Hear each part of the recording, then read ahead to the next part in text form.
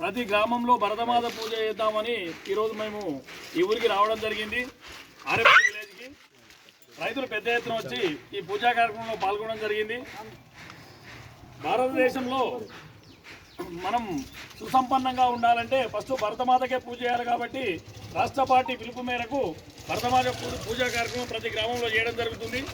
అలాగే ఛత్రపతి శివాజీ కూడా దండ వేసి మేము నివాళులు అర్పించడం జరిగింది. ఈరోజు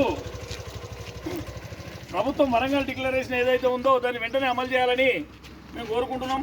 2 లక్షల రుణమాఫీ అని ప్రభుత్వం దాటవేసే ధోరణి అవలంబిస్తుంది. మేము 2 లక్షల వరకు చేసినామంటుంది. ఇంకా చాలామంది రైతులు 2 లక్షల లోపున్న వాళ్ళకి వాళ్ళలేదు, 2 లక్షలు దాటిన వాళ్ళకి వాళ్ళలేదు. మీరు బేషరతుగా 2 లక్షల వరకు రుణమాఫీ చేయాలని మేము రైతుల పక్షాన్ని డిమాండ్ చేస్తూ ఉన్నాం. రైతు బంధు కూడా నిన్న రాత్రి నుంచే పడతాయని చెప్పి ఇప్పటివరకు ఏ రైతు ఖాతాలో కూడా రైతు బంధు వాళ్ళలేదు.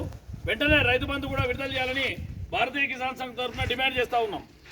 జై భారత్ మాతా కీ జై, భారత్ మాతా కీ జై, భారత్ మాతా కీ జై. అలాగే రాష్ట్ర ఉపాధ్యక్షులు పన్యాల వెంకరెడ్డి గారు కూడా ఈ యొక్క కార్యక్రమాన్ని